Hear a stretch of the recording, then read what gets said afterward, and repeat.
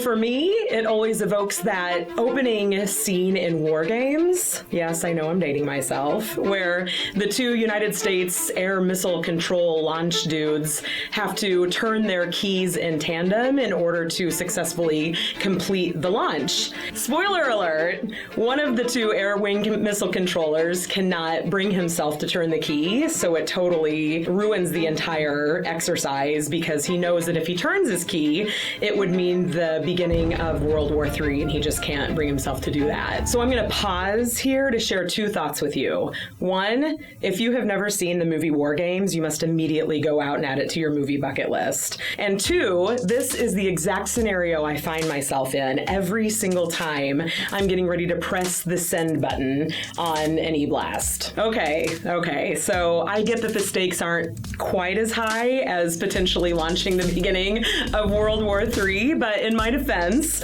I recently looped several of my Bostrom marketing colleagues in on this conversation to get their thoughts and feelings about this, and it was completely communal. So what is it about pressing the send button on an eBlast that causes such angst, that causes your forehead to break out into a cold sweat, and your hearing to go tunnel, and your eyes to start crossing, feeling like you're gonna faint, even though you've proved it for the 112th time? And then, faster than you can say, book your discounted hotel rate today, it's done. It's out there. Launch complete. Mission over. See, it wasn't that bad after all. Or was it? So Bostrom's dazzling marketing team, I'm a little bit biased, has come up with a top 5 list of how to help you douse those fiery flames of eBlast send anxiety. So the first tip is about scheduling. You really need to make sure that you have a good solid marketing calendar, and even quarterly is a great idea, just so that you have a good solid platform for knowing what communication pieces are coming up, when they need to go out, so you have that time built in for flexibility with crafting and reviewing, proofing, and getting your messaging out. Also, it's a really great idea to not schedule an email to go out if you're not going to be in the office. We all understand that there are those time-sensitive pieces of communication that do need to go out on specific dates, but if at all possible, it's really great to be able to actually physically be present when those pieces of communication are going out and being launched, just so that you're there, you know that it's gone out, you know that it's right, you know that it sounds great, and you have that peace of mind of being able to sort of press that send button and just lean back and just take a breath and chill.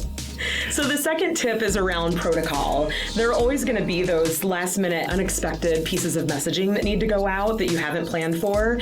Establishing turnaround time protocols, who needs to be on the test team, who needs to give final approval for the green light for it to go out, will really help cut down on all that extra stress. So the third tip is strengthening your toolkit. I mean, if you're not using Grammarly, is it even 2019? So the fourth tip is around the review process. You want to make sure that you're looping in the appropriate team members to make sure that all the messaging sounds good, to make sure there aren't any typos, to make sure that all the links are clicking appropriately, just to make sure that the whole look and feel and voice that you're trying to get across is coming across appropriately. So the fifth and final tip is Murphy's Law. Oh, it's one of my favorites. If something can go wrong, it will go wrong. So make sure you just build in a little bit of extra time right before you're ready to send an eBlast out. Give yourself, 20, 30 more minutes just to take one final look, click around, make sure all the buttons are functioning appropriately, they're going to the right locations, make sure all the messaging sounds good one more time, and that will really help you just take that final breath and press the send button and release it out into the universe. So finally, we're all human. Mistakes are gonna happen. Typos, broken links, misinformation on accident, sending it out to the wrong group of people, all of that stuff is gonna happen. Know that we're all human. Know that you can always send another eBlast out apologizing, and people will be okay with that. So write that gorgeous email, trust yourself, ask for a little bit of moral support, take a breath, and turn your key, sir.